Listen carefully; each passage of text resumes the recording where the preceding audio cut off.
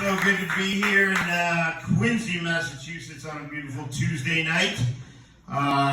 Just so happy to be here after the weekend I had. Holy shit, I don't know how this happened, but somehow or another I let my wife convince me to go with her to a gender reveal party. Have you guys been to one of these shit shows yet? Oh my God, what has our society become? Oh my God, and this one was particularly awkward this weekend because the kid was like 13 years old. Okay, so it was like, oh, poof, look at that, he's not a boy anymore. Oh shit.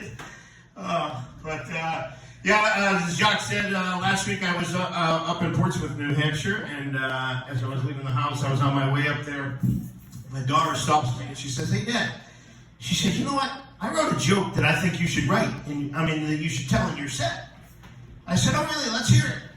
She said, you know what? She goes, you should tell people that when you were younger and growing up, you were diagnosed with OCD. But now, you're an adult. And now, you have obesity. Oh. Now how's that for a backhanded insult from your own daughter? Huh? It's great. Like, a lot of people don't, I wasn't always a bigger guy like this. I mean, I was very athletic growing up. A lot of people don't believe me, and I don't know why, but a lot of people don't believe me when I tell them that I was on the football team in college when I was enrolled at the University of Phoenix. And, it's kind of like a fantasy football team, but I think it still counts, right? Let's go Polar Bears. So my wife's always into this stuff. My wife, she's always trying to get me to diet and do all these fad diet things. And my wife does this keto diet thing now. And you guys heard of that? No. She's on the keto diet. Okay, not keto. That's where she just blown all our money losing at Keno, and we don't have money to buy lunch with anymore. So, speaking of Keno, I was sitting the other night at a bar down the street from my house. I'm sitting there with a buddy of mine. We're just having a couple of beers at the bar, and he's up looking at the Keno screen, and the numbers are coming up and whatever. And he says, all of a sudden, he says, "Oh, look at that! Holy shit!" He goes, "Look, my wife's numbers just came up." And I said, "Your wife's numbers? Like what? Like 5, 4, 280?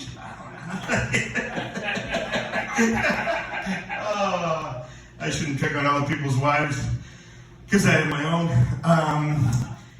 So I've been happily married for 28 years now. It's crazy. Now the crazy part is my wife has been happily married for 7 of those years. And not necessarily the last 7 either, but she, my wife, I love my wife. I love her to death. My wife and I met on an online dating site, and I don't know if you guys have used this one. It was called myancestry.com. Oh yeah, that was great. I mean, it was like, we were family. We hit it off right away. It was great.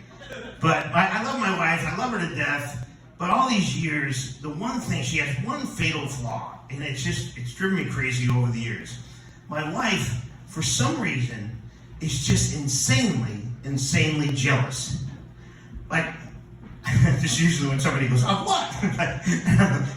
I don't get it. Like all these years we've been together, she has convinced herself somehow, some way, that there are other women out there in the world that might want to have sex with me.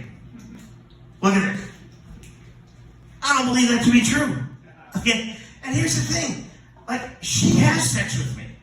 She should know better than anybody that I'm not any good at it. Right? Like here's the thing. Like, I tried all these moves on her and everything else, right? And I try to remember all my moves, and I do remember almost all of them because I do have a pornographic memory. And so I try this new move where I get up over her one time and I start to come in from a different angle while she's laying on the bed. And I got one leg back behind her, and I got one leg kind of on the wall or halfway out the window or something.